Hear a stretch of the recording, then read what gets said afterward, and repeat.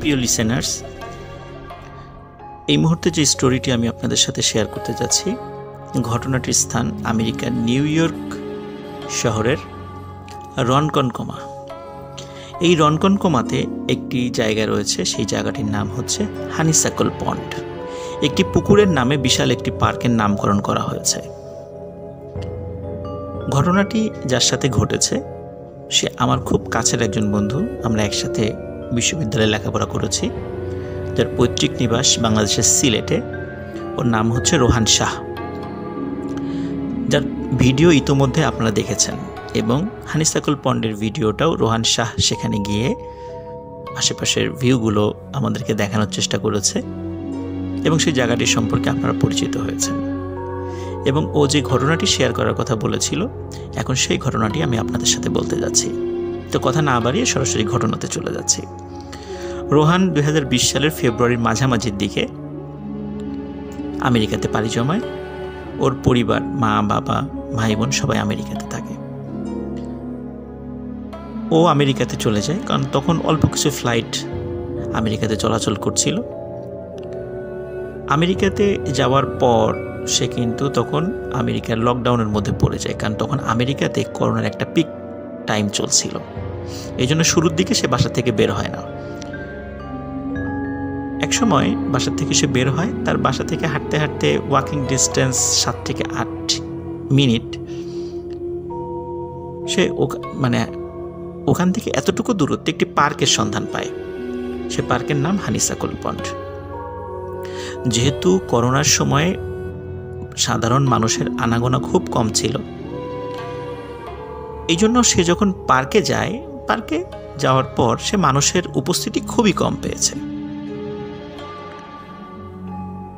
সে honeysuckle পন্ডের মধ্যে যাওয়ার সময় ফার্স্টে যে বিষয়টা তার কাছে একটু উইয়ার্ড লাগে, সেটা হচ্ছে যে ঢুকতেই ওইটার যে এন্ট্রান্স বা প্রধান প্রবেশ ফটক, এটি একটি আন্ডারপাসের মতো। আপনারা দেখেছেন ভিডিওতে যে একটি রেল লাইনের নিচ দিয়ে আন্ডারপাস তৈরি করা হয়েছে, এবং সে আন্ডারপাসের শুরু ফ্রন্ট সাইড এবং ভিতরেও অদ্ভুত সমস্ত ছবি আঁকানো। শুরুতে ঢুকতে একটি গা ছমছমে ভাব। ওখানে যাওয়ার পর সে দেখে প্রচুর গাছ কাটা, এবং গাছগুলো মনে হচ্ছে যে হ্যান্ড স যেগুলো আছে, হাতে যেই করাতগুলো চালায়, ইলেকট্রিক করাতগুলো আপনারা দেখেছেন অনেক সময়, যে হাত দিয়ে গাছ কেটে ফেলছে। হাতে এক ধরনের করাত থাকে, হাতে হ্যান্ড চালিত যে করাতগুলো দিয়ে গাছ কাটা যায়, আপনারা অনেক সময় ভিডিওতে দেখেছেন। মনে হচ্ছে সেগুলো দিয়ে গাছ কেটেছে, এবং ছোট ছোট টুকরো করে করে বিভিন্ন জায়গায় রেখে দিয়েছে। কিন্তু গাছ কাটার পরে যে টুকরোগুলো রেখে দিয়েছে, এটা কিন্তু রাখার কথা নয়, এটি নিয়ে যাওয়ার কথা। কিন্তু এখানে রেখে দিয়েছে, অনেক গাছ সেখানে পচে নষ্ট হয়ে যাচ্ছে। কিন্তু অদ্ভুত ব্যাপার হলো, কোনো গাছ অনেক দিন ধরে কেটেছে, গাছ কাটার পরে সেই গাছের অংশগুলো সেটার গুড়ির পাশে রেখে দেওয়া হয়েছে, কিন্তু মাটির সাথে যেই অংশটুকু থাকে গাছ কাটার পরও, ওই শিকড় সহ ওই অংশটি অক্ষত রয়েছে। মনে হচ্ছে এই তো সেদিন মনে হয় কাটা হয়েছে, এমনটা মনে হয়। কিন্তু ওই গাছেরই যে অংশ বিশেষ পাশে পড়ে রয়েছে, সেটি পড়ে পচে নষ্ট হয়ে গেছে দেখে মনে হচ্ছে বছরের পর বছর হয়ে গেছে। কিন্তু তাহলে এই গুড়িটা কেন এখনো অক্ষত রয়েছে? সেটিরও তো পরিবর্তন হওয়ার কথা। সে চিন্তা করেছে যে এমনিতে এরকম হতেও পারে, যেহেতু শিকড় মাটির সাথে রয়েছে, এই কারণে সেটা অক্ষত থাকতেও পারে। প্রথমে ঢোকার পরে এই সমস্ত উইয়ার্ড বিষয়গুলো তার নজরে পড়ে। হানিসাকল পন্ডের একটি পাশে একটি কাঠের পুল রয়েছে। মানুষ যদি যায়, এই কাঠের পুলের উপর দিয়ে হাঁটাহাঁটি করে ওই পুকুর বা হানিসাকল পন্ডের প্রাকৃতিক দৃশ্যটা উপভোগ করার চেষ্টা করে। তো রোহান যখনই গিয়েছে, সেখানে কোনো মানুষের দেখা পায়নি। কিন্তু একদম যে দেখা পায়নি সেটা বলা ভুল হবে, একজন ব্যক্তির দেখা সে পেত। সে দেখত ওই কাঠের পুলের একদম পাশে একজন ব্যক্তি মাছ ধরছে। সে দূর থেকে লক্ষ্য করত যে উনি বড়শিতে মাছ পাচ্ছেন, কিন্তু যখনই রোহান এই কাঠের পুলের উপরে উঠত এবং যতক্ষণ সেখানে থাকত, ততক্ষণ ওই ব্যক্তির বড়শিতে কোনো মাছ ধরা পড়ত না। এমন 1 দিন 2 দিন 3 দিন এভাবে বেশ কিছুদিন, সপ্তাহখানিক রোহান এটা অবজার্ভ করে। তো একদিন কৌতূহল হয়ে ওই ব্যক্তির কাছে রোহান যায় এবং হেসে দিয়ে রোহান বলে যে আমার মনে হয় আমি তোমার জন্য আনলাকি, কারণ হচ্ছে আমি যখনই তোমার কাছাকাছি থাকি তখন তুমি কোনো মাছ পাও না। তার লোকটি হেসে দেয় এবং লোকটির সাথে রোহান পরিচয় হয়। লোকটির নাম হচ্ছে ডেভিড। তো ডেভিডের সাথে কথাবার্তা হয় রোহানের। রোহান একটা বিষয় লক্ষ্য করে যে ডেভিড কেমন যেন গম্ভীর প্রকৃতির, মানে অতটা ফ্রেন্ডলি না। রোহান 5টা কথা বললে ডেভিড একটা কথার উত্তর দেয়। তো বিষয়টা রোহানের কাছে একটু বিরক্তিকর লাগে, কিন্তু যেহেতু সে চিন্তা করে যে আমি বাংলাদেশ থেকে এসেছি, এখানকার লোকজনের হয়তোবা একটু এমনটা ভাবে সে, যেহেতু সে আর একটা দেশের। তো একদিন রোহান চিন্তা করে যে আচ্ছা, আমি আসার সাথে সাথে ডেভিড মাছ পায় না, এই কাঠের পুলে ঘটনা কি? রোহান সেটা অবজার্ভ করার চেষ্টা করে একদিন, যে আসলে আমি আজকে দেখবো, অনেকক্ষণ থাকবো যে ডেভিড আসলে মাছ পায় কিনা। রোহান একদিন আসার পরে অনেক পেছন দিয়ে ঘুরে এসে ডেভিডের একদম পেছন দিকে দাঁড়ায়, একদম পেছন দিকে একটু দূরে একটি ঝোপের কাছে দাঁড়ায় এবং সে দেখে যে আসলে ডেভিড মাছ পায় কিনা। কেন আমি আসার সাথে সাথে ডেভিড একটা মাছও পায় না, কেন দিনের পর দিন এমন ঘটনা ঘটছে? রোহান ফলো করে যে ডেভিড আসলে একটা মাছও পাচ্ছে না, অনেকক্ষণ হয়ে যায় ডেভিড কোনো মাছই পাচ্ছে না। রোহান অপেক্ষার আর না করে চলে যায়, গিয়ে ডেভিডকে বলে কি খবর ডেভিড, তোমার মাছ কতগুলো ধরেছো? তো ডেভিড বলে এই যে দেখো অনেকগুলো মাছ ধরেছি। তো রোহান খেয়াল করে যে তার ঝুড়ি ভর্তি মাছ, এবং মানে মাত্র হয়তো কয়েক মিনিট হয়েছে ধরেছে, সেই মাছগুলো তার ঝুড়ির মধ্যে লাফালাফি করছে। কারণ মাছ কিন্তু 5-7 মিনিটের বেশি বেঁচে থাকার কথা নয়, কিন্তু একদম লাফালাফি করছে। তো ডেভিডকে জিজ্ঞেস করে যে ডেভিড, তুমি এই মাছগুলো কখন ধরেছো? এই যে এই মাত্রই ধরলাম। বলে ওখানে তো বিভিন্ন প্রজাতির মাছ ছিল। বলে এই মাছটা কতক্ষণ আগে ধরেছে? বলে এই যে 10 মিনিট আগে। এই মাছটা কতক্ষণ আগে ধরেছে? বলে এই যে 5 মিনিট আগে। অথচ রোহান কিন্তু অনেকক্ষণ ধরে ফলো করছে যে ডেভিড কোনো মাছ পাচ্ছে না। তাহলে ডেভিড কিভাবে মাছ পেল? রোহানের কাছে বিষয়টা খুবই রহস্যজনক লাগে, মনে হয় একটা রহস্যময় ব্যাপার। কিন্তু ডেভিডকে তখন কিছু বলে না। ডেভিড রোহানকে চমকে দিয়ে বলে, রোহান, আজকে সন্ধ্যার পর আমার বিয়ে, তোমাকে থাকতেই হবে। তো রোহান খুব খুশি হয় যে ডেভিড তাকে দাওয়াত করেছে। রোহান বলে অবশ্যই থাকবো। তো কোথায় যেতে হবে? বলে তোমাকে কোথাও যেতে হবে না, তুমি ঠিক এই কাঠের পুলের উপরেই সন্ধ্যার পরে আমার জন্য ওয়েট করবে, আমি এসে তোমাকে নিয়ে যাব। রোহান বলে ওকে। ওই সময় ডেভিডকে বলে, তাহলে তোমার ফোন নাম্বারটা দাও, আমি ফোনে তোমার সাথে কন্ট্যাক্ট করব। তো ডেভিড বলে, আমি তো কোনো মোবাইল ফোন ব্যবহার করি না, তুমি এখানে থেকো, আমি এসে তোমাকে নিয়ে যাব। তো রোহান চিন্তা করে, এই যুগেও কেউ ফোন ব্যবহার করে না, এমন হয় নাকি? তারপরেও হতে পারে। এই জন্য রোহান আর বেশি কথা বলে না, বলে আচ্ছা ঠিক আছে, আমি সন্ধ্যার পরে এখানে থাকব। রোহান বাসায় চলে যায়। বাসায় যাওয়ার পরে বাসার লোকদেরকে বলে যে তার একটা বিয়ের দাওয়াত আছে। বাসা থেকে জিজ্ঞেস করে যে কোথায় দাওয়াত। তখন রোহান কিছু বলতে পারে না, বলে আমার এক বন্ধু, সে আমাকে নিয়ে যাবে। যেহেতু আমেরিকার সিকিউরিটি অনেক ভালো, এই জন্য বাড়ি থেকে অতটা টেনশন করেনি। রোহান সন্ধ্যার পরপরই পার্কে চলে আসে। এসে ওই পুলের উপরে সে বসেছিল, কখন ডেভিড আসবে তাকে ডেকে নিয়ে যাবে। এদিকে অনেকক্ষণ হয়ে যায়, ডেভিডের কোনো খবর নাই। তো রোহান দেখে যে সন্ধ্যার পর এসেছে, প্রায় 2 থেকে 2.5 ঘন্টা পার হয়ে যায়, ডেভিডের কোনো খবর নেই। রোহান চিন্তা করে বিয়ের ব্যস্ততায় ডেভিড হয়তোবা তার কথা ভুলেই গেছে। তারপরেও রোহান চিন্তা করে আরেকটু অপেক্ষা করি, দেখি কি হয়। রোহান হঠাৎ করে শুনতে পায় যে পুকুরের মধ্যখান থেকে একটা গোঙানির আওয়াজ। মনে হয় কেউ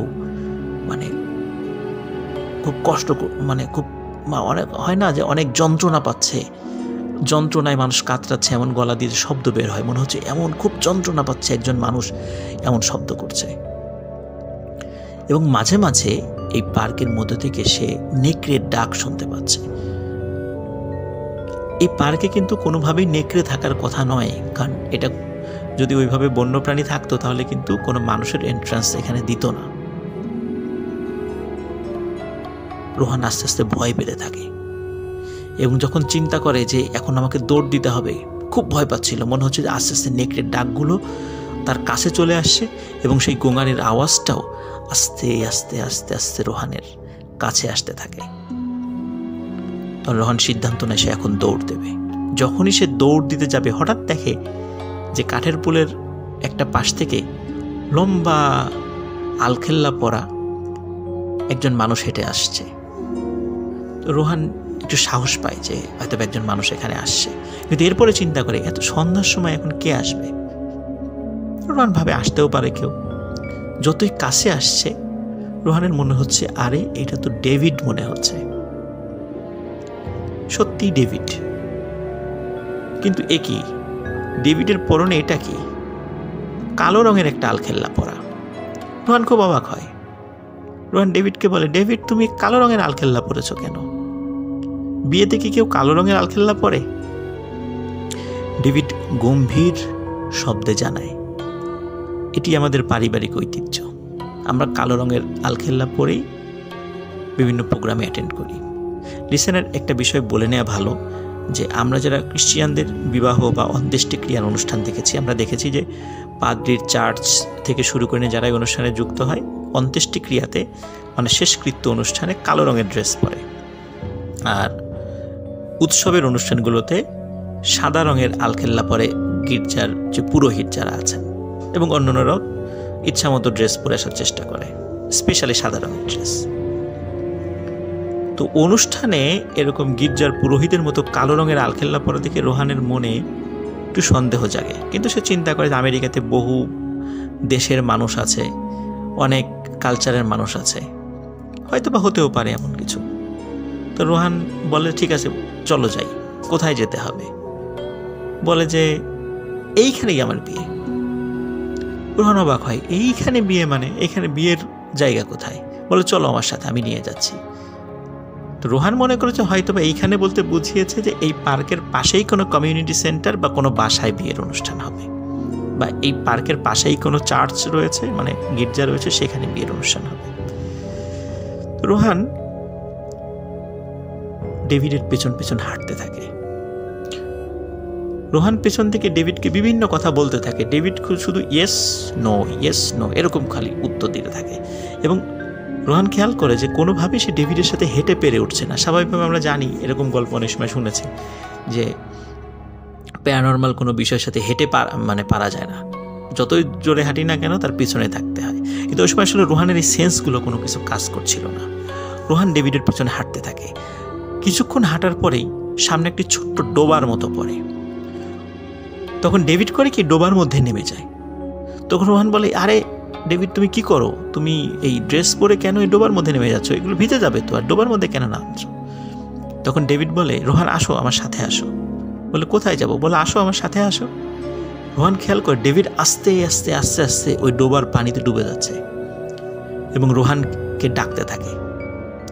রোহান খুব অবাক হয়, কি ব্যাপার, এমন কেন হচ্ছে? এদিকে ডেভিড রোহানের দিকে হাত বাড়িয়ে দেয় এবং কেন যেন মনে হচ্ছিল যে ডেভিডের হাতটা স্বাভাবিক থেকেও বেশ লম্বা, এবং হাত দিয়ে ডাকতে থাকে যে রোহান আসো আসো আমার কাছে আসো। এবং আস্তে আস্তে ডেভিড ওই ডোবার মধ্যে তলিয়ে যেতে থাকে।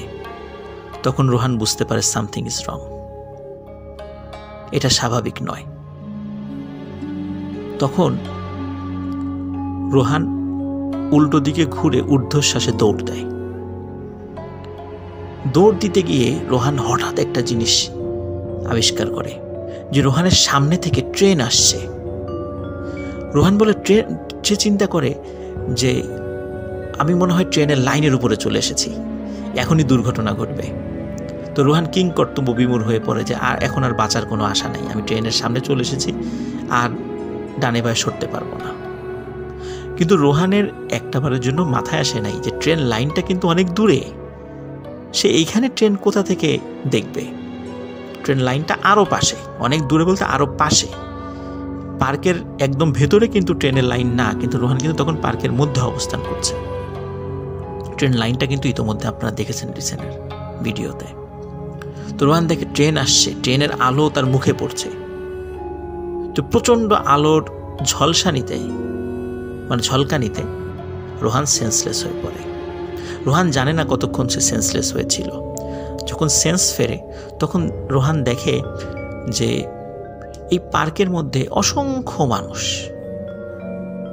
সবাই বেশ লম্বা লম্বা, কালো আলখেল্লা পরা।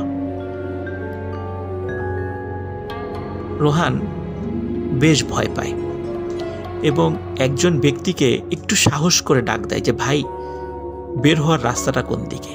যখনই সেই লোকটি রোহানের পেছন দিকে, মানে সে পেছন ফিরে তাকায়, রোহান দেখে যে কালো আলখেল্লা পরার এই মানুষটির মুখে কোনো মাংস নেই, মনে হচ্ছে একটি কঙ্কালের মাথা সেখানে বসিয়ে রাখা। রোহান এই দৃশ্য দেখে ভয়ঙ্কর জোরে এক চিৎকার দেয় এবং সে যেদিকে পারছে দৌড়ানো শুরু করে। দূরে আলোর যেই ল্যাম্পপোস্টগুলো ছিল অনেক দূরে, সেই ল্যাম্পপোস্টকে সামনে রেখে সে দৌড়ানো শুরু করে। কিন্তু সে চিন্তা করে আমি শুধু সোজা যাব, ডানে বায়ে যাব না। কিন্তু সে দৌড়াতে দৌড়াতে আশেপাশে দেখে যে এই যে গাছের যে গুঁড়িগুলো, তারপরে গাছের যে শেকড়ের সাথে যে গুঁড়িটা থাকে, সেখানে এই সমস্ত জায়গার উপরে না অসংখ্য লোক বসা, সবার পরনে কিন্তু একই রঙের ড্রেস, কালো আলখেল্লা। তো রোহান এগুলো দেখছে এবং প্রচণ্ড ভয় পাচ্ছে এবং জোরে জোরে আয়াতুল কুরসি, সূরা ফাতিহা, চারকুল এগুলো পড়তে পড়তে দৌড়াচ্ছে। হঠাৎ করে দুজন ব্যক্তির সাথে রোহানের ধাক্কা লাগে। দুজন ব্যক্তির হাতে টর্চ ছিল এবং রোহান খুব ভয় পেয়েছিল। দুজন ব্যক্তি জিজ্ঞেস করে, who are you, what's your name? তখন রোহান বলে যে প্লিজ সেভ মি, মানে আমাকে বাঁচান। তখন তারা বলে কি হয়েছে? বলে যে সব ঘটনা খুলে বলে। তখন ওই দুইজন লোক অবাক হয় যে তুমি কি এই হানিসাকুল পন্ড সম্পর্কে কিছুই জানো না? রোহান বলে না তো। বলে যে এটা তো একটা হন্টেড জায়গা, এখানে দিনের বেলাতেই মানুষ খুবই কম আসে, এখন প্যান্ডেমিক সিচুয়েশন, তুমি কেন এখানে এসেছ? তখন রোহান বলে যে আমাকে ডেভিড নামক একজন ব্যক্তি এখানে বিয়ের দাওয়াত দিয়েছে যে সে আমাকে নিয়ে যাবে। তখন ওই পার্ক রেঞ্জারদের কাছে, সেখানে পার্কের তত্ত্বাবধায়কদেরকে পার্ক রেঞ্জার বলে, পার্ক রেঞ্জারের কাছে রোহান শুনতে পায় যে এই জায়গাতে কোনো গাছ সরকারিভাবে লাগানোও হয় না, সরকারিভাবে কোনো গাছ কাটাও হয় না, কিন্তু অসংখ্য গাছ কাটা পড়ে আছে। তারা বলে যে দেখো যে গাছগুলো কাটা পড়ে আছে, এগুলো কিন্তু আমরা কেউ কাটি না, কে যে কাটে তা আমরা জানি না। গাছ কাটার পর এখান থেকে কেউ কোনো গাছের অংশ কেউ নিয়েও যায় না, এখানেই থাকে। কে কাটে, কিভাবে কাটে, আমরা কেউ বলতে পারবো না। তবে এতটুকু বলতে পারি যে এই জায়গাতে সুপার ন্যাচারাল স্পিরিট বা জিন সম্প্রদায়ের লোকেরা এইখানে তাদের ব্যাপক আনাগোনা রয়েছে। তারা তাদের বিভিন্ন শেষকৃত্য বা তাদের মধ্যে কেউ মারা গেলে বা তাদের মধ্যে কোনো অনুষ্ঠান হলে তারা এখানে আসে। আর এই গাছের গুঁড়িগুলো দেখছো, এইগুলোর উপর তারা বসে, এগুলো সব হচ্ছে তাদের বসবার স্থান। আমরা চাকরি করি, এই জন্য আমরা এক পাশে ডিউটি করি, যেহেতু এখানে কোনো লোক ভুলেও আসে না, এই জন্য আমাদের দায়িত্বও কম। কিন্তু তুমি এখানে এসেছো, তোমার ভাগ্য ভালো যে তুমি জান নিয়ে ফিরেছ। আর কখনো এখানে রাতের বেলা এসো না, দিনের বেলা এসো, কিন্তু রাতের বেলা কখনো আসবে না। তো রোহান সেখান থেকে ফিরে আসে। রোহান এখনও মাঝে মাঝে হানিস্তাকুল পন্ডে যায়, আবার ডেভিডের সাথে যদি তার দেখা হয়ে যায়, কিন্তু এরপরে ডেভিডের সাথে রোহানের আর কখনো দেখা হয়নি। লিসেনার, এটি ছিল ঘটনা। আশা করি সবার ভালো লেগেছে। ধন্যবাদ।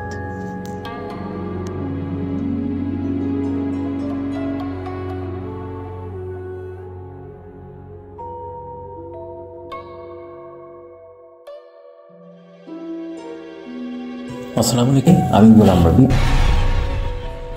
অনেকদিন ধরে ঘটনা পাঠানো হয় না, কিছুটা ব্যস্ততার কারণে। আমি কন্টেন্ট মেকিং এবং অফিসিয়াল কাজ নিয়ে একটু বেশি বিজি থাকি, তাই এই সময়টা হয়ে ওঠে না। আজ একটু সময় পেলাম, তাই রেকর্ডিংটা করে ফেললাম। আসলে নয়েজ ফ্রি পরিবেশ এটাও একটা কারণ। যাই হোক, কথা না বাড়িয়ে চলে যাচ্ছি ঘটনায়। ঘটনাটি বগুড়া জেলার কোনো এক গ্রামে, আজ থেকে 15-20 বছর আগের। ওটা শেয়ার করেছে আমার বন্ধু ইয়াসিন। ঘটনাটি ঘটেছিল ওর সাথেই। ও এমনিতে ঢাকা থাকতো, তো বাড়িতে মাঝে মাঝে ছুটির সময় যেত। একটা বট গাছ ছিল ওদের বাড়ি থেকে কিছু দূরে। ওই গাছটিকে ঘিরে রয়েছে অনেক লোককথা, বাস্তব অভিজ্ঞতাও কারো কম নয়। গাছটির পাশে ছিল একটা বড় বিল, যেখানে প্রচুর মাছ পাওয়া যেত তখনকার সময়ে। ইয়াসিন একদিন ওই বিলে বড়শি পেতেছিল। গ্রামে একরকম বড়শি আছে না, যে পানিতে ফেলে রেখে সুতার গিট দিয়ে আবার সেই সুতার সাথে বড়শি যোগ করা হয়, এইরকম বড়শি। তো সন্ধ্যার দিকে ওই বড়শি ফেলে ওর চাচাতো ভাই সাইফুলকে নিয়ে এরপর বাড়িতে ফিরে যায়। এরপর সন্ধ্যা পার হয়ে রাত হয়। রাতে ইয়াসিনের হঠাৎ ঘুম ভেঙে যায় দরজায় কড়া নাড়ার শব্দে। দরজা খুলে ইয়াসিন দেখলো সাইফুল একটু দূরে দাঁড়িয়ে আছে। ইয়াসিন অনুভব করলো বাইরে অনেক আলো, তো ভাবলো সকাল হয়ে গেছে। মনে করলো বড়শি পাতা আছে, আজকে অনেক মাছ পাওয়া যাবে। খুব এক্সাইটমেন্ট কাজ করলো ওর মাঝে। সাইফুলকে বললো, চল সাইফুল, তাড়াতাড়ি যাই। ওরা তাড়াহুড়ো করে ওই বট গাছের দিকে রওনা করলো। কিছু সময় হাঁটার পরে ওই বট গাছের কাছে পৌঁছালো। চারিদিকে কোনো মানুষজন নেই, শুধু ওরা দুইজন।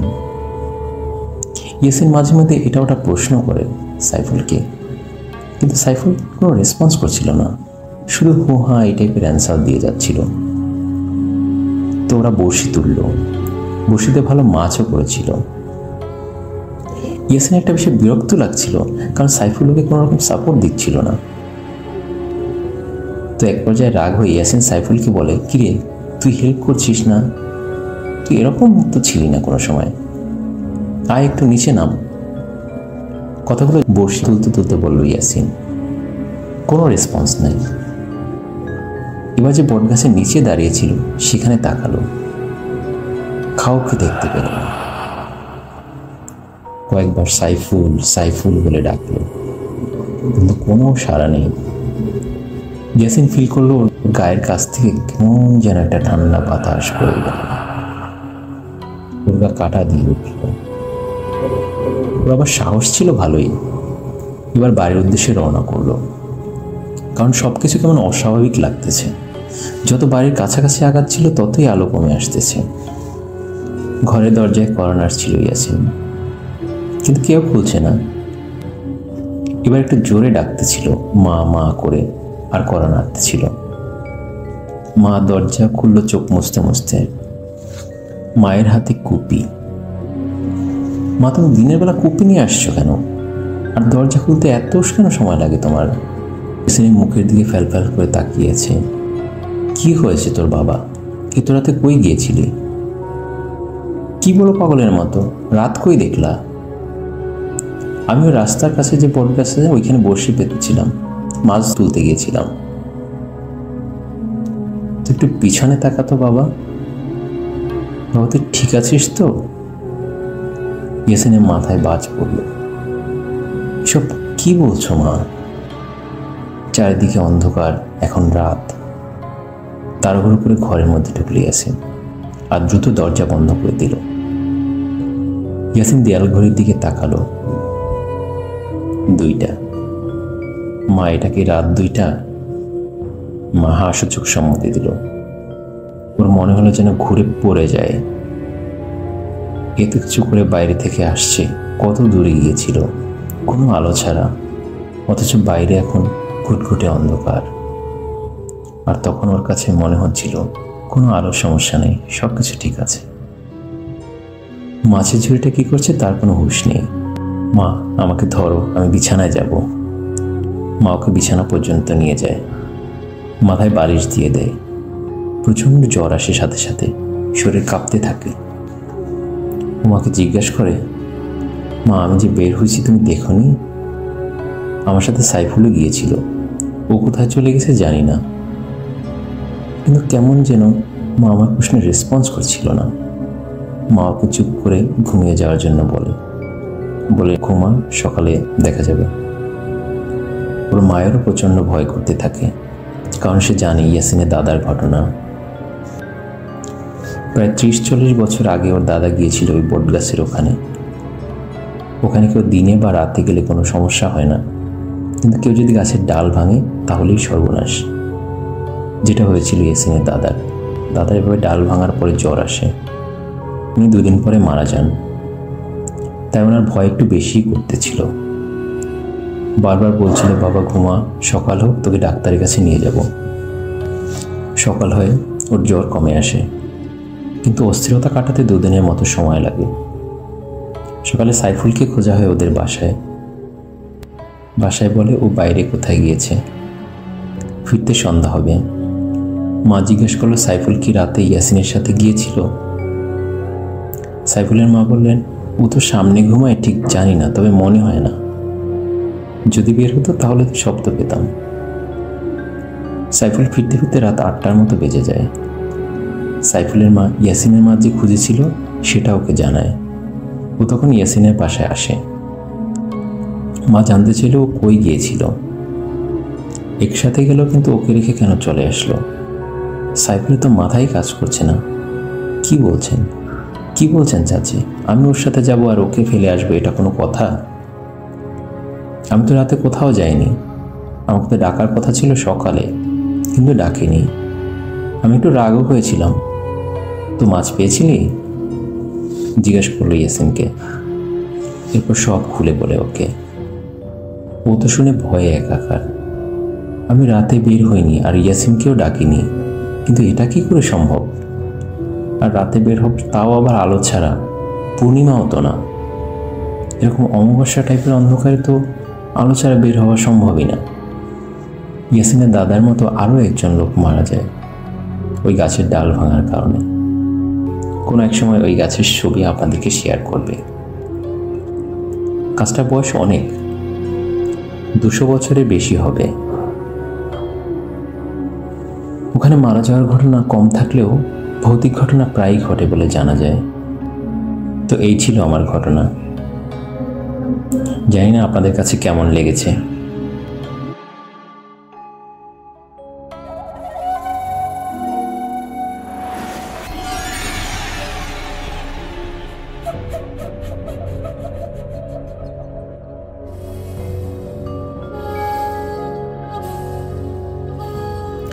লিসেনার্স, এই মুহূর্তে যে ঘটনাটি আমি আপনাদেরকে শেয়ার করতে যাচ্ছি, ঘটনাটি আমাকে পাঠিয়েছে আমাদের খুলনার লিসেনার সৈকত। ইতোপূর্বেও আমাদেরকে খুলনার বেশ কিছু লোমহর্ষক ঘটনা পাঠিয়েছিল, যেটা আমার মাধ্যমে আপনারা শুনতে পেয়েছেন। এবারও তার ব্যতিক্রম হয়নি। এবার সৈকত আমাদেরকে পাঠিয়েছে শেখ জাহিদুল ইসলাম সুমন ভাইয়ের মুখ থেকে শোনা কিছু ঘটনা, যেটি তার শ্বশুর বাড়িতে ঘটেছিল। জাহিদুল ইসলাম সুমন ভাই কিছুদিন আগেও একটি ঘটনা পাঠিয়েছিলেন, যেটি তার বাসায় ঘটেছিল এবং সেই বাড়ির ভিডিও সহ আমাদেরকে দিয়েছিলেন। ইতোমধ্যে আপনারা সেটা দেখেছেন। জাহিদুল ইসলাম সুমন ভাইয়ের বাসা খুলনার রায়ের মহল এলাকায়।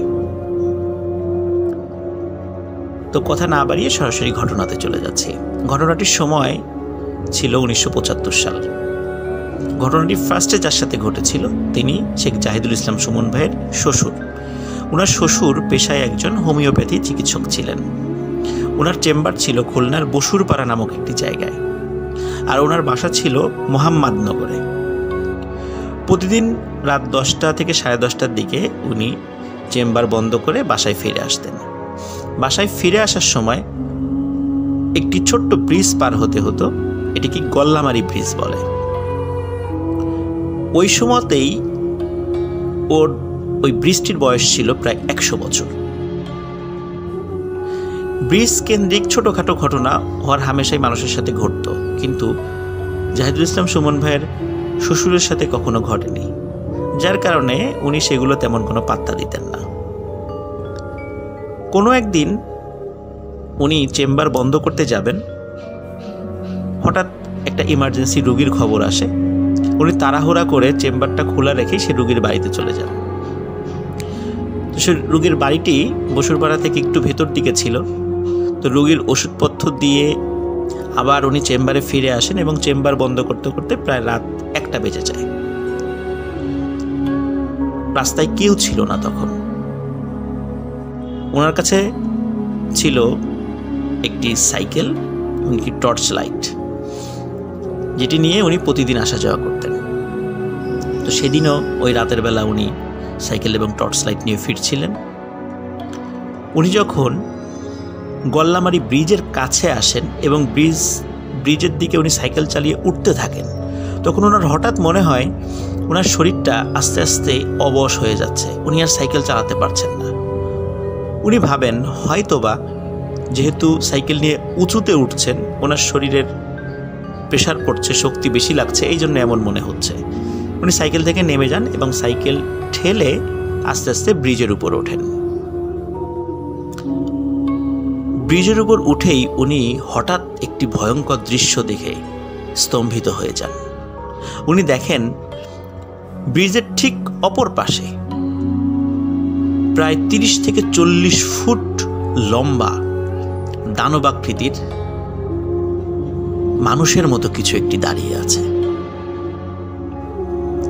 এবং তার দিকে বড় বড় চোখ করে তাকিয়ে আছে।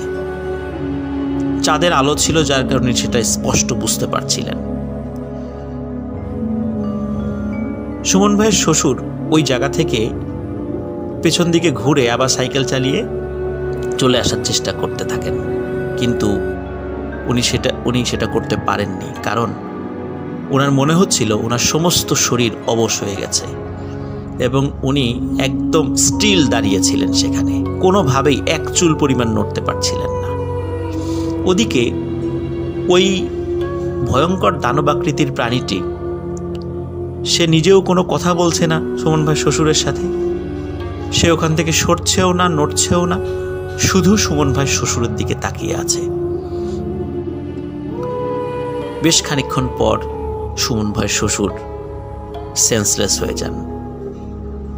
সকালে উনি আবিষ্কার করেন নিজেকে তার বাসায়, কারণ উনি ডাক্তার হওয়ার সুবাদে এলাকার অনেকেই তাকে চিনতেন এবং তিনি অজ্ঞান হওয়ার পর সকালবেলা মানুষ তাকে উদ্ধার করে বাসায় দিয়ে আসে। এই ঘটনার পরে উনি দীর্ঘদিন অসুস্থ ছিলেন, অনেক ডাক্তার কবিরাজ দেখিয়েছিলেন, সুস্থ হননি। পরবর্তীতে ভালো একজন হুজুরের ঝাড়ফুঁকে উনি সুস্থ হন। এরপরে দীর্ঘদিন ওনার সাথে তেমন কোনো ঘটনা ঘটেনি। লিসেনার, এখন আসি জাহিদুল ইসলাম সুমন ভাইয়ের শ্যালক আলামিন ভাইয়ের ঘটনায়, কারণ এই ঘটনাগুলো একটি আরেকটির সাথে অঙ্গাঙ্গিভাবে জড়িত। আলামিন ভাই খুব সুন্দর বাঁশি বাজান।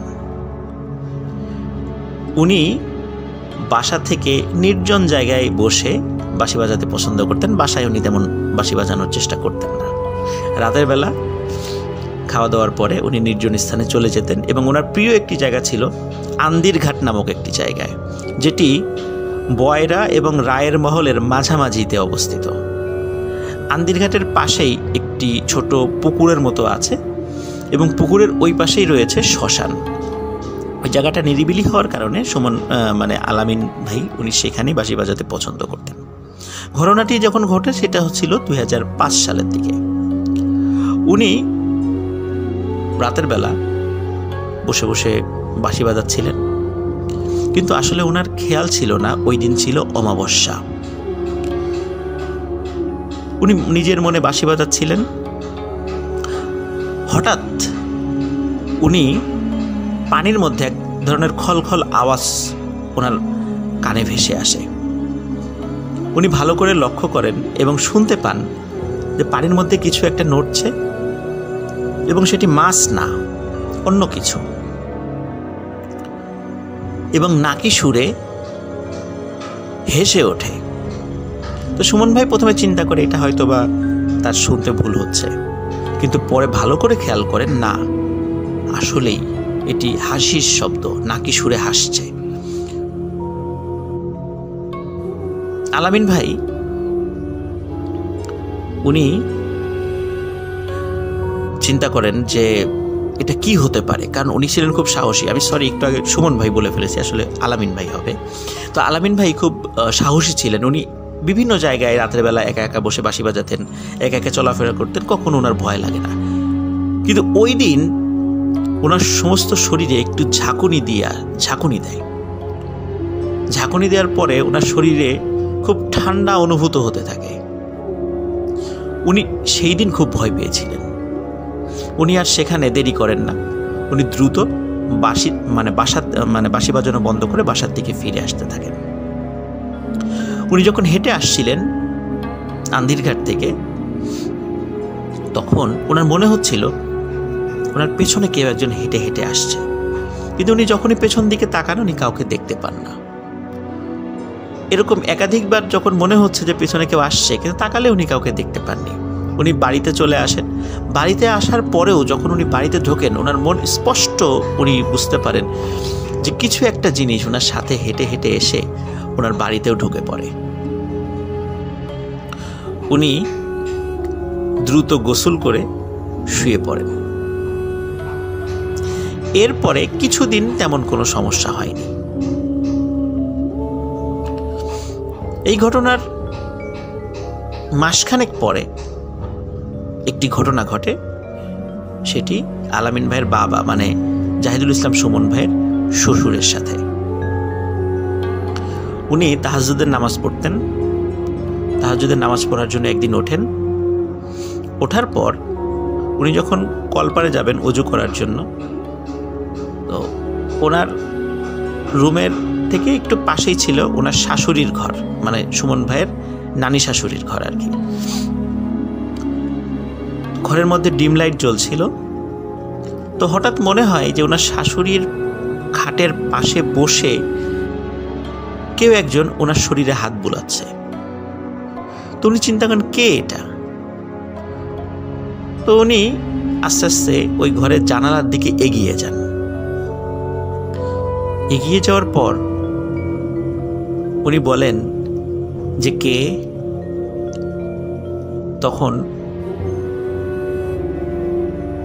ওনার দেখা একটি কালো রঙের ছায়ামূর্তি তার শাশুড়ির শরীরে হাত বুলানো বন্ধ করে আস্তে আস্তে জানালার দিকে এগিয়ে আসে। তখন উনি দেখেন যে এটির শরীরের আকৃতিটা মানুষের মতো, কিন্তু মাথাটা বিড়ালের মতো। এই দৃশ্য দেখার সাথে সাথে উনি চিৎকার দিয়ে ওখানে সেন্সলেস হয়ে পড়ে যান। বাড়ির সবাই জেগে ওঠে। তাকে জিজ্ঞাসা করা হয় যে কি দেখেছে। তাকে সেন্স থেকে ফেরানো হয় পানি ছিটিয়ে। তখন তাকে যখন জিজ্ঞাসা করা হয় তখন তিনি সব ঘটনা খুলে বলেন। এই ঘটনা যখন ওনার বাসায় ঘটে তখন সবাই আতঙ্কিত হয়ে যান যে কি হতে পারে। তখন সুমন ভাই বলে যে এই যে কিছুদিন আগে আমি তো বাঁশি বাজাতে গিয়েছিলাম, তখন আমার সাথে এরকম একটা ঘটনা ঘটেছিল। আমার মনে হলো যে কোনো একটা জিনিস আমার সাথে বাসায় চলে এসেছে। পরবর্তীতে তারা একজন হুজুর ডেকে বাড়ি বন্ধ করান, কিন্তু আসলে কোনো লাভ হয়নি। যখন বিড়ালের মাথাওয়ালা ওই প্রাণীটি সুমন ভাইয়ের শ্বশুর দেখার পর এই একই ছায়ামূর্তিটি উনি মাসখানেক পরে আবার দেখেন। হঠাৎ রাতের বেলা ওনার ঘুম ভেঙে যায়। ঘুম ভাঙার পর উনি খেয়াল করেন যে ওনার বিছানার পাশে কেউ একজন দাঁড়িয়ে আছে। উনি বলেন কে? কোনো কথা বলে না। ওনার পাশে বেড সুইচ ছিল। যখনই বেড সুইচটা অন করেন এবং লাইট জ্বলে ওঠে, উনি দেখেন একটি মানুষের অবয়বের মতো, কিন্তু মাথাটা বিড়ালের মতো। এবং সেই বিড়ালের মাথাওয়ালা ওই ভয়ঙ্কর প্রাণীটি সুমন ভাইয়ের শ্বশুরকে দেখে হেসে ওঠে। সুমন ভাইয়ের শ্বশুর প্রচণ্ড জোরে চিৎকার দেন এবং উনি তখন স্ট্রোক করেন। স্ট্রোক করার পরে উনি মাসখানেক জীবিত ছিলেন, তারপর উনি মারা যান। ঘটনাটি এখানেই শেষ নয়। উনি মারা যাওয়ার বছর খানেক পর আর একটা লোমহর্ষক ঘটনা ঘটে ওনার বাড়িতে। সুমন ভাইয়ের ওয়াইফ এবং তার বড় বোন, ওনারা ওই দিন ফ্লোরিং করছিলেন। খুব গরম পড়েছিল, এই জন্য চিন্তা করেন আজকে ফ্লোরিং করবেন। তো সুমন ভাইয়ের ওয়াইফ এবং ওয়াইফের বড় বোন ওনারা একসাথে ফ্লোরিং করছিলেন। খাটে ওনারা শোন নাই, নিচে শুয়েছিলেন। গভীর রাত্রে খচখচ শব্দে সুমন ভাইয়ের ওয়াইফের বড় বোনের ঘুম ভেঙে যায়। উনি লক্ষ্য করেন যে খাটের নিচে লম্বা কালো কি একটা যেন নড়াচড়া করছে। তো উনি চিন্তা করেন যে বিড়াল হবে নাকি, কিন্তু বিড়াল তো এত বড় হওয়ার কথা নয়। তখন পাশে থাকা ওনার বোনকে ডেকে ওঠায় যে এই দেখ তো এটা কি। খাটের নিচে স্বাভাবিকভাবে অন্ধকার থাকার কথা, কিন্তু সেই অন্ধকারও ওনারা স্পষ্টভাবে বুঝতে পারেন যে এই জিনিসটা কি। লিসেনার, এটা হচ্ছে সেই জিনিস যেটি সুমন ভাইয়ের শ্বশুর 2 বার দেখেছিলেন। এবং অদ্ভুত ব্যাপার, ওনারা 2 বোন যখন দেখেন যে ওই বিড়ালের মাথাওয়ালা ওই প্রাণীটি শাড়ি পরা ছিল এবং তাদের কপালে একটি টিপ ছিল, ওনারা এই দৃশ্য দেখে প্রচণ্ড জোরে চিৎকার করে ওঠেন।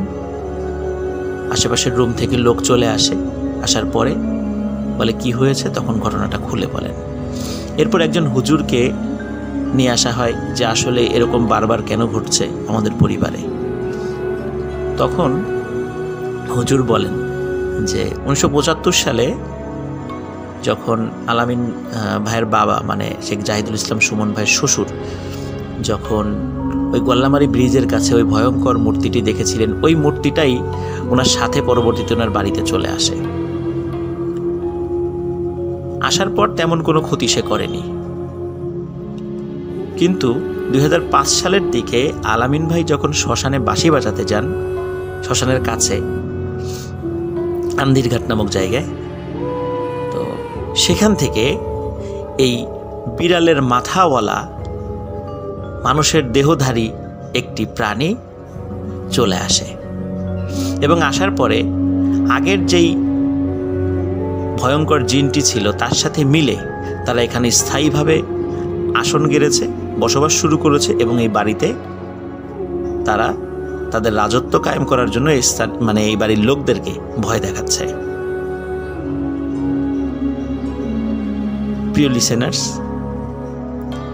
এখনও ছোটোখাটো ঘটনা ঘটে যাচ্ছে, যদিও তারা অনেক চেষ্টা করেছে এটি বন্ধ করার জন্য, অনেকটা কমেছে, কিন্তু এখনও ছোটোখাটো ঘটনা শেখ জাহিদুল ইসলাম সুমন ভাইয়ের শ্বশুরবাড়িতে ঘটে চলছে।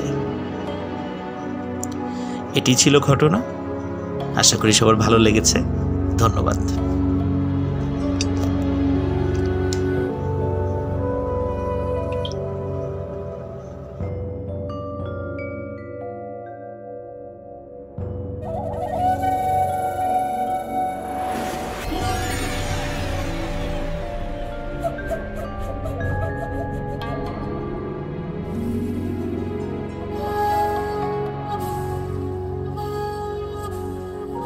আসসালামু আলাইকুম প্রিয় লিসেনার্স, এই মুহূর্তে আমি যেই ঘটনাটি শেয়ার করতে যাচ্ছি, ঘটনাটি যার সাথে ঘটেছে তিনি আমাদের পুরান ঢাকার ওয়ারিতে বসবাসকারী রোমানা আপুর সাথে।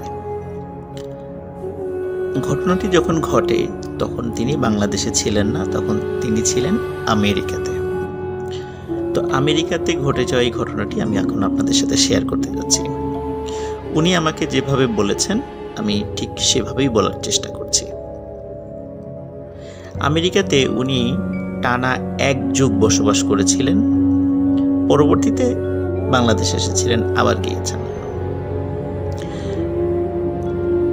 1999 সালে আমেরিকার আটলান্টা অঙ্গরাজ্যের ডুলুথ সিটির গুইনেট কাউন্টিতে উনি একটি বাড়ি কেনেন।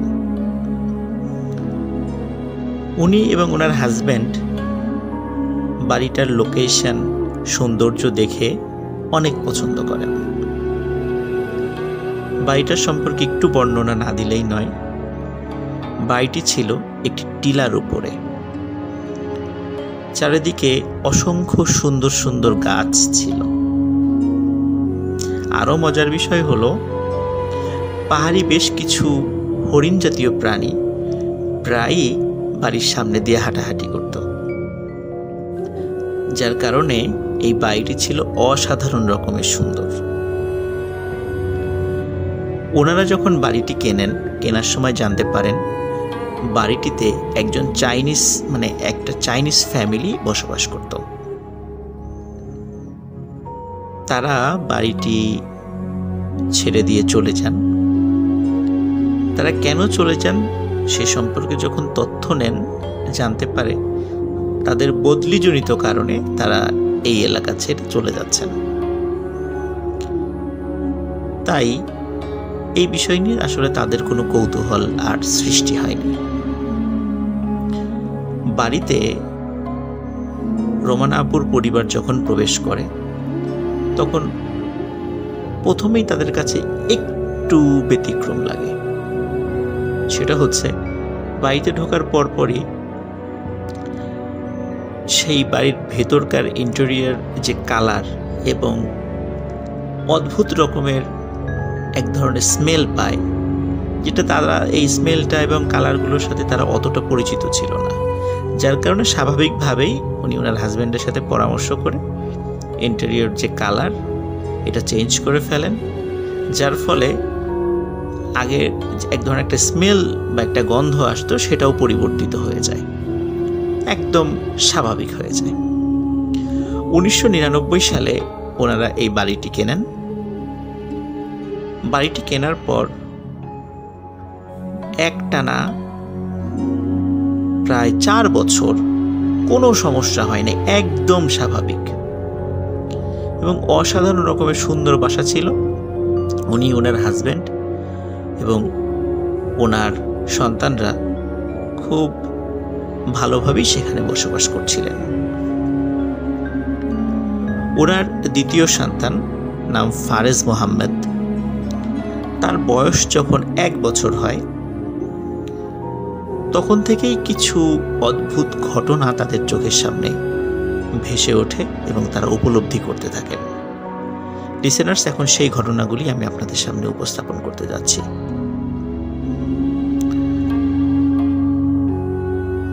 প্রথম দিকে যে বিষয়গুলো ঘটে সেটা হচ্ছে যে অদ্ভুত রকমের এক ধরনের দরজায় নক করার শব্দ তারা শুনতেন। তো এমনই একটি বিষয় রোমানা আপু ফলো করেন, সেটা আমি আপনাদেরকে এখন শোনাতে যাচ্ছি। সেটা হচ্ছে যে রোমানা আপু যেই রুমটাতে থাকতেন তার হাজব্যান্ডের সাথে, এটি ছিল দোতলাতে, এবং দোতলাতে রুমটা এমন যে নিচতলাতে মেইন এন্ট্রান্সে যদি কেউ আসে এবং দরজায় নক করে বা কলিং বেল টেপে তাকে দেখা যায়, দোতলা থেকে জানালা দিয়ে তাকে স্পষ্টভাবে দেখা যায়। একদিন রাতে হঠাৎ করে দরজায় নক করার শব্দ হচ্ছে। রোমানা আপু চিন্তা করলেন যে এত রাত্রে কে নক করে। উনি জানালা দিয়ে উকি দিয়ে দেখেন দরজায় কেউ নেই। উনি অবাক হন, কি ব্যাপার, আমি স্পষ্ট দরজায় নক করার শব্দ শুনছি এবং শুধু উনি একা শুনছেন না, ওনার হাজব্যান্ডও সেটা শুনছেন। তাহলে দরজায় কে নক করছে? কারণ যেই দরজা থেকে নক করার শব্দ আসছে সেটা কিন্তু ওই এন্ট্রান্সের বা প্রবেশের যে দরজা সেটাই ছিল। ওনারা খুবই অবাক হন, কি ব্যাপার, এমনটা কেন হচ্ছে। প্রথম দিন চিন্তা করেছেন এটা হয়তো তাদের ভুল হতে পারে। এমন ঘটনা মাঝে মাঝেই ঘটত। আরো অদ্ভুত ব্যাপার হলো, দরজাতে কিন্তু কলিং বেল ছিল, কিন্তু কলিং বেল কখনো কেউ বাজাতো না। শুধু মধ্যরাত্রে এসে দরজায় ঠক ঠক ঠক ঠক শব্দ করত। এই ঘটনা দিয়ে ওই বাড়িতে বিভিন্ন ঘটনার সূত্রপাত হয়। এরপরে চলে যাচ্ছি আরেকটি অদ্ভুত ঘটনায়। একদিন রোমানা আপু এবং ওনার হাজব্যান্ড কোনো কারণে বাইরে গিয়েছিলেন এবং ফিরে আসতে আসতে একটু দেরি হয়ে যায়, রাত হয়ে যায়। তো ওনারা বিশ্রাম নেবেন। রোমানা আপু উনি ফ্রেশ হওয়ার জন্য যখন ওয়াশরুমের দিকে যাচ্ছিলেন, হঠাৎ ওয়াশরুমের পাশের একটি জানালার দিকে তার চোখ পড়ে। উনি দেখেন অদ্ভুত আকৃতির একটি প্রাণীর মাথা সেখানে দেখা যাচ্ছে। এটি যে নির্দিষ্ট কোন প্রাণী উনি বলতে পারছিলেন না। এটি বেড়াল এবং বাঘ, এই দুটো প্রাণীর চেহারার সাথে মিল রয়েছে এমন একটি প্রাণী। এই প্রাণীটি তার দিকে তাকিয়েই খুবই অদ্ভুত শব্দে গর্জন করে ওঠে, এবং এই ধরনের গর্জন উনি আগে কখনো শোনেননি। কোনো বেড়াল বা বাঘের এই ধরনের ডাক হয় না। তো উনি চিন্তা করেছিলেন যে এই ঘটনা কি এই শব্দটা কি আমার একার সাথেই ঘটল। এই ভয়ঙ্কর শব্দ হওয়ার সাথে সাথে ওনার হাজবেন্ডও দৌড়ে সেখানে চলে আসেন, যে কি ব্যাপার, এরকম শব্দ করলো কে। তখন হঠাৎ করে আর একটা শব্দ ওনারা শুনতে পান, সেটা হচ্ছে কে যেন ওনাদের বাড়ির কার্নিশ বেয়ে ধূপধাপ শব্দ করে নেমে যাচ্ছে। ওনার হাজব্যান্ড টর্চ নিয়ে বাইরে বের হন এবং অদ্ভুত একটি কালো ছায়া দেখতে পান, যেটি অন্ধকারের মধ্যে মিলিয়ে যায়। আবছা আলোতে উনি দেখতে পেয়েছিলেন সেটা। এই ঘটনার পরে ওনারা ধরে নিয়েছিলেন এটা হয়তো বা কোনো প্রাণী হবে, যার কারণে তারা এই ঘটনাটিকে সেভাবে গুরুত্ব দেননি। এবার আসি আরেকটি অদ্ভুত ঘটনায়। রোমানা আপুর 1 বছর বয়সী ছেলে ফারেজ মোহাম্মদ, তাকে যখন খাবার খাওয়ানোর চেষ্টা করতেন, তো উনি খাবার খাওয়ানোর সময় একটি অদ্ভুত ব্যাপার খেয়াল করতেন। সেটি হচ্ছে খাবার খাওয়ানোর সময় এই ফারেজ মোহাম্মদ ওনার দিকে মনে হতো যে ওনার দিকে তাকিয়ে খুব আনন্দ উচ্ছ্বাস প্রকাশ করছে এবং হাসাহাসি করছে।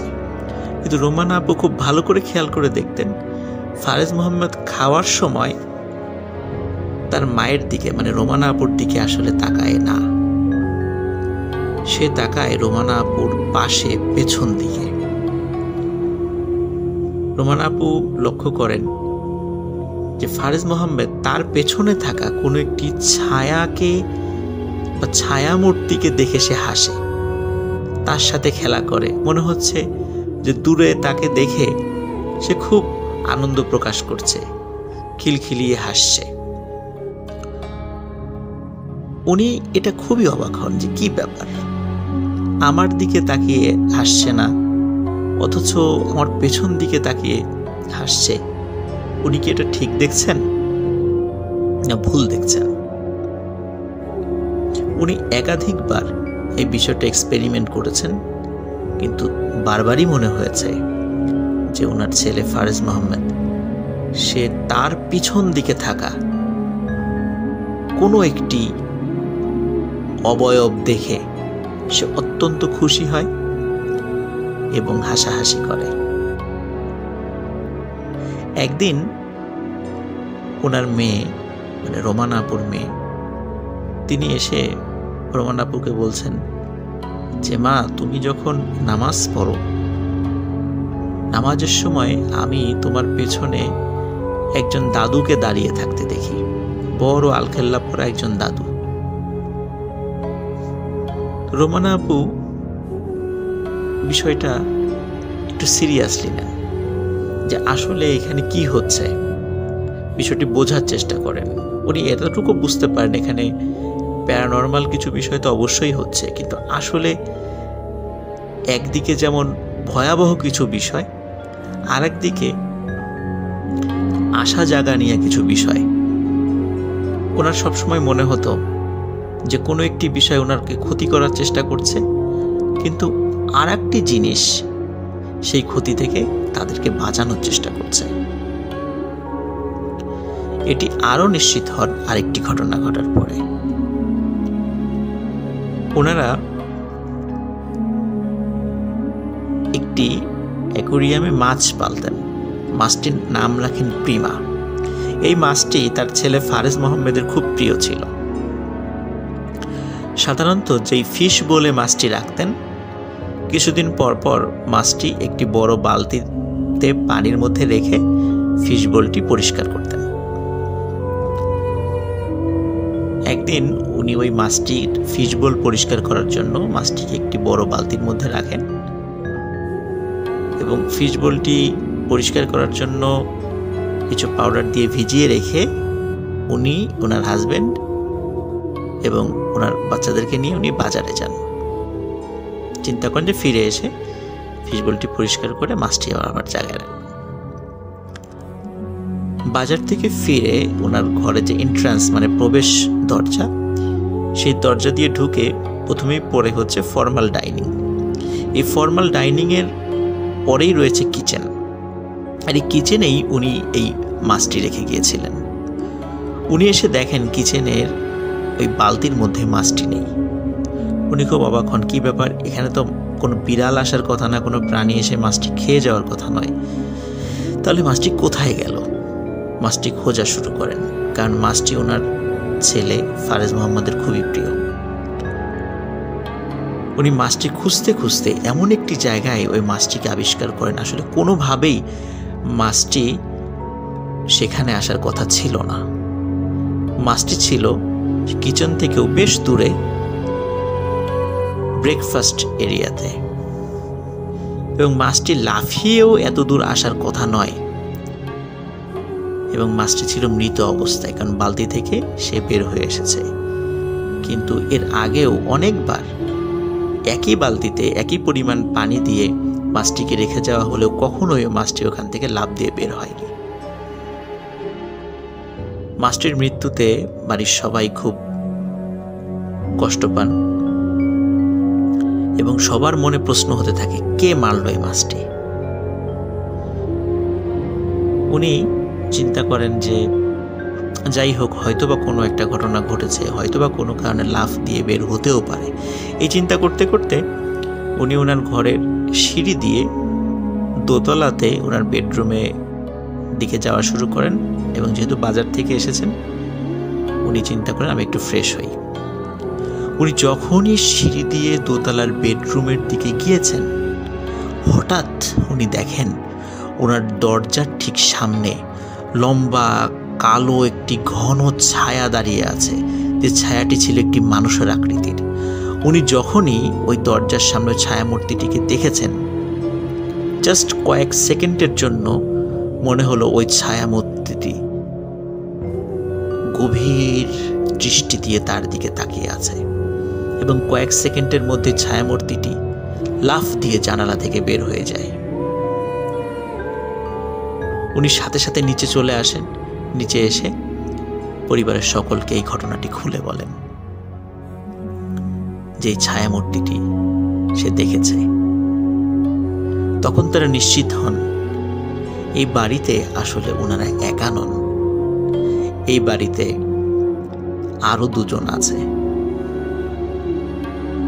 যার একজনের আকৃতি ঘন কালো মেঘের মতো একটি কালো ছায়া, আর একজনের আকৃতি শুভ্রতায় পরিপূর্ণ একটি প্রতিমূর্তি। হয়তোবা ওই বাড়িতে ওনারা যতদিন ছিলেন ওই কালো ছায়ামূর্তির বিপরীতে ওই শুভ্র প্রতিমূর্তিটা লড়াই করে তাদেরকে হেফাজত করেছে। ওনারা ওই বাড়িতে তারপরেও আরো বেশ কিছুদিন ছিলেন। পরবর্তীতে ওই বাড়িটি বিক্রি করে দিয়ে ওনারা আর একটা অ্যাপার্টমেন্টে ওঠেন। কারণ প্রতিনিয়তই এই ধরনের ভয়াবহ ঘটনা যেহেতু ওনাদের সাথে ঘটতে থাকে, এই কারণে ওনারা আসলে ওই বাড়িতে থাকাটা ওয়াইজ ডিসিশন মনে করেননি। লিসেনার, আপনারা একবার ভাবুন যে আপনার বাড়িতে দরজায় নক করছে, অথচ আপনি জানালা দিয়ে দেখছেন দরজায় কেউ নেই। চাইলে কলিং বেল বাজাতে পারতো, কিন্তু কলিং বেল বাজাচ্ছে না। দরজাতে নক করছে, ঠক ঠক ঠক ঠক, কিন্তু আপনি দেখতে পাচ্ছেন ভেতর থেকেই যে দরজায় কেউ নেই। এমনই বিভিন্ন ঘটনার সাক্ষী রোমানা। আমেরিকার আটলান্টার ডুলুথ সিটির গুইনেট কাউন্টিতে থাকা ওনার বাড়ির এই ঘটনাটি লিসেনারদের জন্য উনি আমাদের সাথে শেয়ার করেছেন। অসংখ্য ধন্যবাদ রোমানা আপুকে, অসংখ্য ধন্যবাদ লিসেনারদেরকে যারা ধৈর্য ধরে এই ঘটনাটি শুনেছেন। আশা করি সবার ভালো লেগেছে। ভালো থাকবেন, সুস্থ থাকবেন। আসসালামু আলাইকুম।